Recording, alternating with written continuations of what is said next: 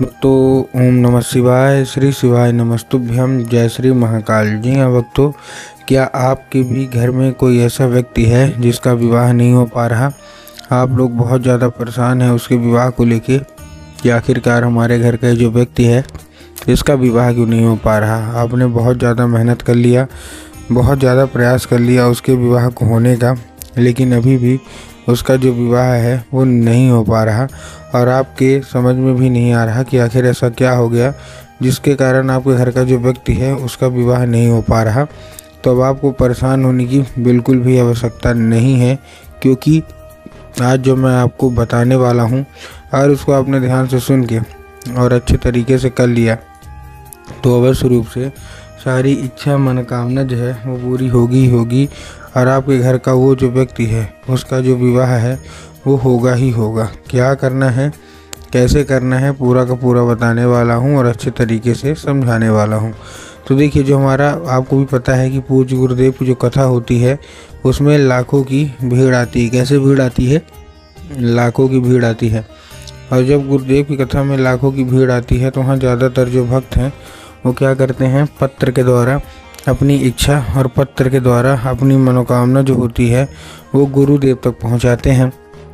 तो अभी गुरुदेव की कथा चल रही थी, आज से 4 से 5 महीना पहले की बात है। गुरुदेव की कथा चल रही थी और गुरुदेव की कथा में लाखों की भीड़ आई। अब जब गुरुदेव की कथा में लाखों की भीड़ आई तो वहाँ ज़्यादातर जो भक्त थे उन्होंने क्या किया, पत्र के द्वारा अपनी इच्छा और पत्र के द्वारा अपनी मनोकामना जो थी वो गुरुदेव तक पहुँचाई।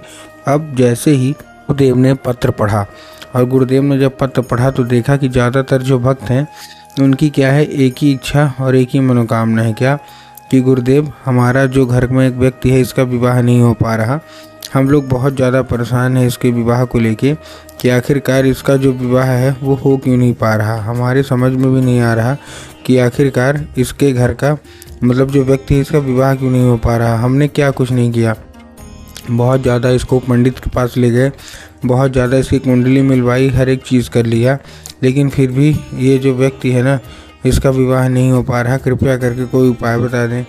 अब जैसे ही गुरुदेव ने देखा तब गुरुदेव ने 2 से 3 उपाय बताए और कहा केवल और केवल ये उपाय कर लेना, तुम्हारे घर का जो कोई भी व्यक्ति है जिसका भी विवाह नहीं हो पा रहा अवश्य रूप से उसका जो विवाह है वो होगा ही होगा। अब जैसे ही गुरुदेव ने उपाय बताया तो लोगों ने जा जाके इस उपाय को घर में करना शुरू कर दिया। अब जैसे ही लोगों ने जा जाके इस उपाय को घर में करना शुरू कर दिया, वही लोग गुरुदेव की कथा में मात्र 1 से 1.5 महीने के बाद वापस आए। अब जब वही लोग गुरुदेव की कथा में वापस आए तो उन्होंने क्या किया, पत्र के द्वारा अपनी इच्छा और पत्र के द्वारा अपनी मनोकामना जो थी वो गुरुदेव तक पहुँचाई। अब जैसे ही गुरुदेव के पास पत्र पहुंचा तो वहाँ गुरुदेव ने देखा कि इस बार की जो मनोकामना है वो मतलब पत्र है वो दूसरे प्रकार का है, क्योंकि ये वाला जो पत्र था ये गुरुदेव को धन्यवाद के रूप में पत्र था कि गुरुदेव, आपने जो हमको उपाय बताया है वो हमारी सारी मनोकामना इच्छा पूरी हो गई है, आपका कोटि कोटि धन्यवाद। तो देखिए, जो लोग भी मेरी आवाज़ अभी सुन रहे हैं ना, अगर आपको भी जानना है कि आखिर ऐसा कौन सा उपाय है जिसको करने मात्र से इच्छा मनोकामना पूरी हो जाती है, तो चलिए हम बताते हैं आपको आज की इस वीडियो के माध्यम से कि आपको करना क्या है। तो बस उपाय ध्यान से सुन के अच्छे से आपको करना ज़रूर है। तो देखिए, जो हमारा सबसे पहला उपाय है जिसमें आपको 3 काली मिर्च लेना है, साथ में आपको एक लेना है 1 धतूरा।